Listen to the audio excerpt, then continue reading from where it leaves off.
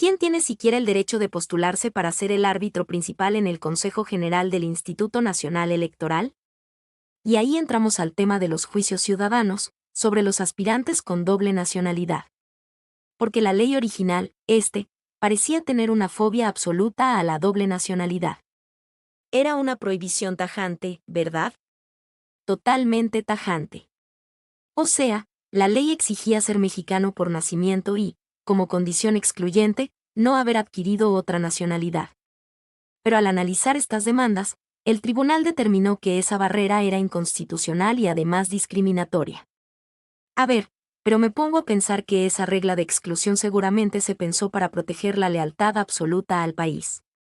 O sea, estamos hablando de organizar las elecciones federales, es un tema de seguridad nacional, digamos. Claro, esa es la lógica inicial. ¿Acaso abrir la puerta a la doble nacionalidad no podría generar un conflicto de intereses en un cargo tan sensible? Pues lo fascinante aquí es cómo el tribunal, específicamente a través del argumento del magistrado Felipe de la Mata, disecciona ese concepto de lealtad. Plantean que tener otra nacionalidad por nacimiento es, la mayoría de las veces, una circunstancia geográfica o familiar fortuita.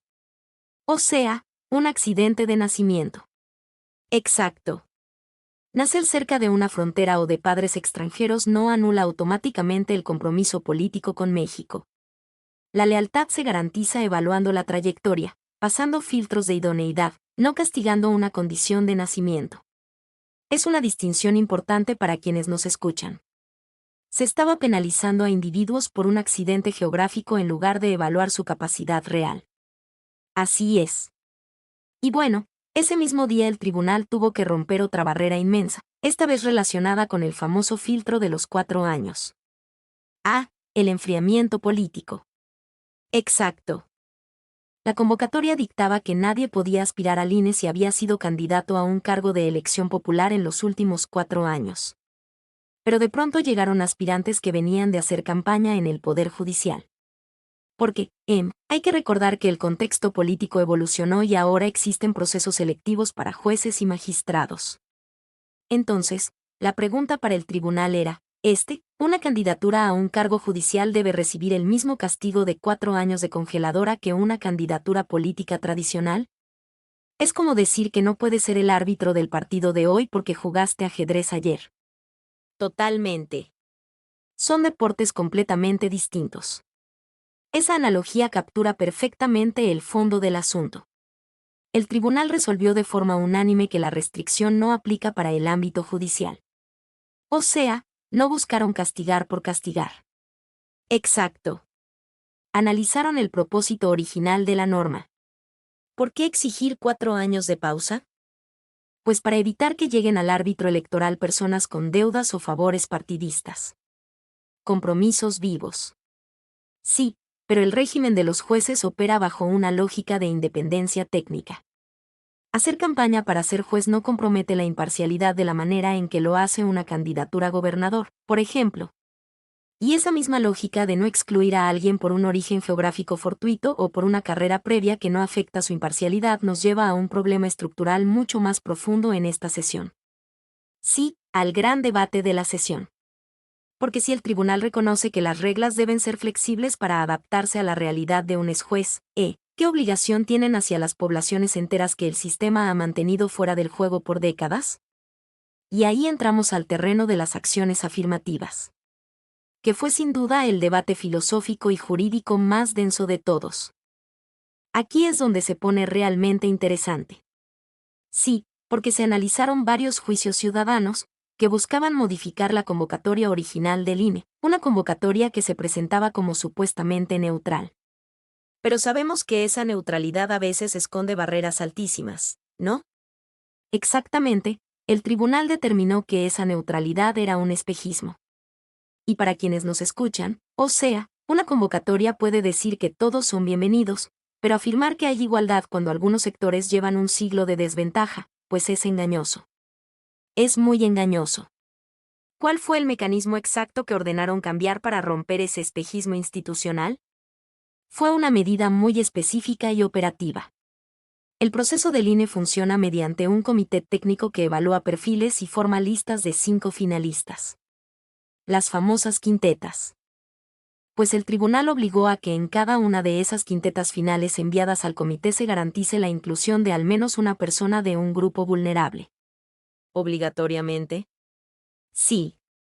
Hablamos de personas indígenas, afromexicanas, de la diversidad sexual, migrantes o personas con discapacidad. Pero espera, porque me pongo a pensar en la crítica inmediata a este tipo de medidas. Y siempre es que al forzar estas cuotas en las quintetas, no se corre el riesgo de desplazar el mérito técnico o profesional que requiera un consejero del INE. Es el temor clásico. ¿Cómo resolvió esto el tribunal para garantizar que siga siendo un órgano especializado y no solo una representación estadística? Esa es la tensión central y la sentencia la resolvió con mucha precisión. Dejan clarísimo que la acción afirmativa no sustituye el mérito. Quienes llegan a esa etapa de finalistas ya tuvieron que aprobar los mismos exámenes rigurosos, las mismas entrevistas y los mismos filtros que el resto. O sea, no están bajando el estándar de las pruebas para que alguien encaje en la cuota. En lo absoluto. La medida opera únicamente entre los perfiles que ya demostraron excelencia profesional. El argumento es contundente y cito la idea general del magistrado de la Mata: la igualdad formal, esa que solo existe en el papel, es insuficiente. Tratar igual a quienes parten de condiciones desiguales solo sirve para consolidar privilegios. Totalmente de acuerdo. Entonces, al imponer esta regla, se aseguran de que la excelencia técnica y la pluralidad demográfica coexistan en la mesa de decisiones. ¡Qué poderoso!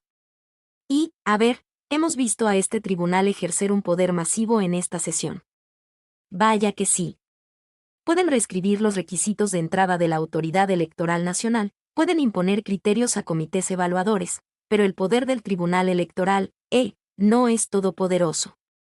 No, tiene límites muy claros.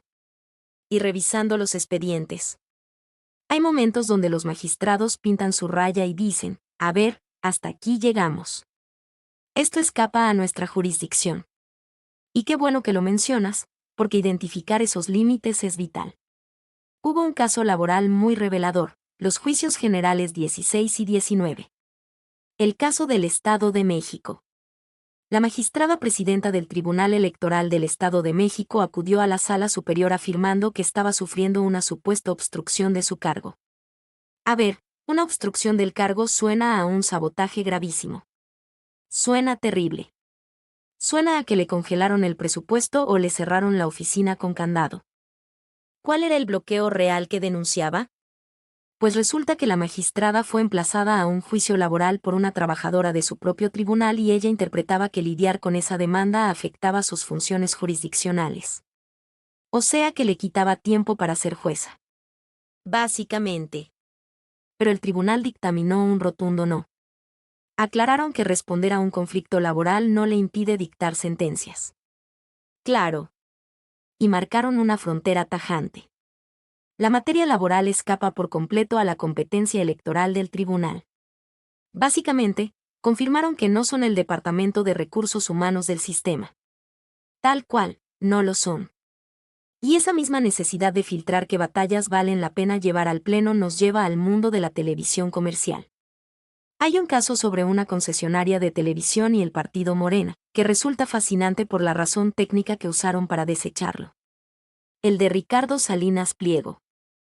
Una televisora presentó una queja por presunta calumnia contra él en unos comerciales políticos, y el tribunal se negó a analizar si el anuncio era difamatorio o no.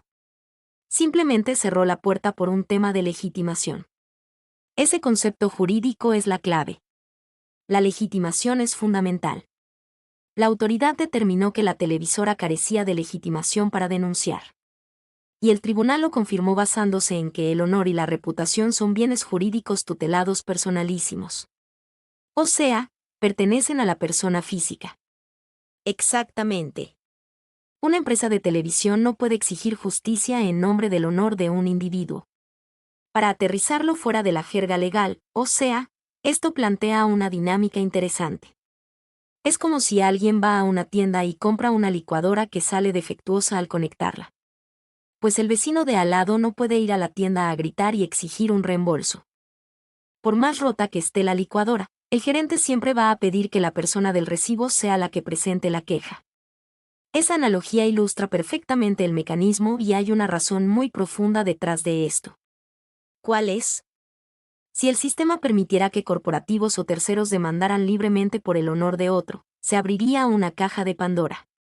Las cortes se inundarían de demandas presentadas por equipos legales masivos, intentando paralizar a sus oponentes bajo la excusa de defender a figuras públicas. Demandas por poder. Sin que esas figuras siquiera lo hayan solicitado. Al exigir que solo el agraviado active la maquinaria del Estado, el tribunal protege al sistema de ser utilizado como un arma de asedio político. Es increíble cómo un simple requisito actúa como un muro de contención. Pero bueno, hablando de muros de contención contra el sabotaje político, tenemos que salir de la televisión tradicional y entrar al terreno más salvaje. Las redes sociales y el pesado escudo del anonimato, porque ahí las reglas del combate son otras. Sí, es el punto de colisión más evidente entre las leyes del siglo pasado y la realidad acelerada de hoy. Y ahí está el procedimiento especial sancionador 21. El caso de la red social X. Una candidata a magistrada de circuito denunció a varios perfiles por violencia política de género. Y al leer la fuente, queda claro que las publicaciones no eran críticas a su capacidad profesional, sino ataques coordinados y misóginos que atribuían su éxito a favores sexuales o relaciones con políticos. Ese es el mecanismo nuclear de la violencia política de género.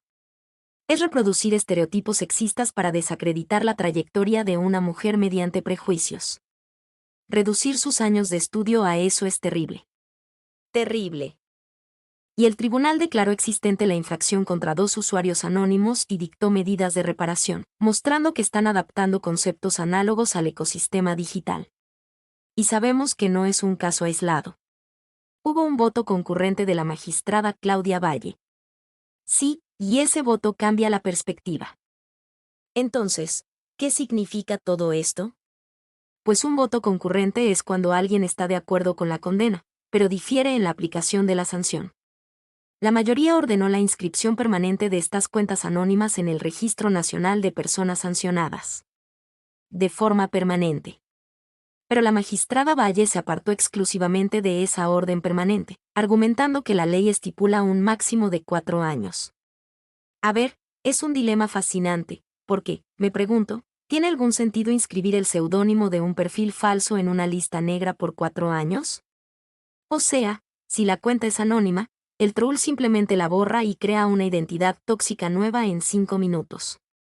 Es el gran problema del derecho sancionador, que fue concebido para individuos de carne y hueso, con domicilios fijos.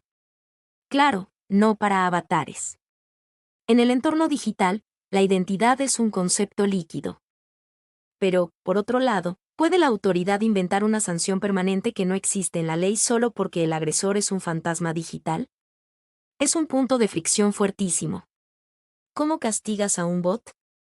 Exactamente. Aunque la resolución demuestra que el anonimato no otorga impunidad absoluta. Hay una voluntad de adaptar herramientas analógicas para sancionar conductas que cruzan la línea. Y esa línea divisoria entre la libertad de expresión y la violencia es finísima, ¿no? Muy fina. En otro caso, desechado en la misma sesión, el tribunal consideró que ciertos comentarios caían dentro de la protección al ejercicio periodístico.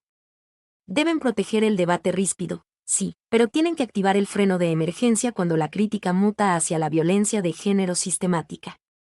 ¿Qué manera de desarmar y volver a armar nuestra percepción de la justicia? O sea, empezamos este análisis viendo cómo se modifica quien puede gobernar el INE. Así es, desde la nacionalidad hasta la carrera judicial. Entendimos que sancionar el talento por circunstancias geográficas era absurdo. Vimos cómo las cuotas de inclusión en las quintetas son herramientas de justicia para saldar una deuda histórica y no un atentado contra el mérito. Y también comprendimos las fronteras del tribunal, el tema laboral interno y por qué el principio de legitimación evita que los tribunales colapsen con demandas de terceros.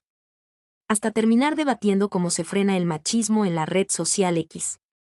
Queda clarísimo, de verdad, que una democracia no solo requiere que la gente vote, sino un tribunal que calibre meticulosamente estas reglas de igualdad y libertad de expresión. Totalmente. Y para cerrar, tomando esa discusión sobre los bots en la red social X, creo que hay una idea que queda flotando para reflexionar.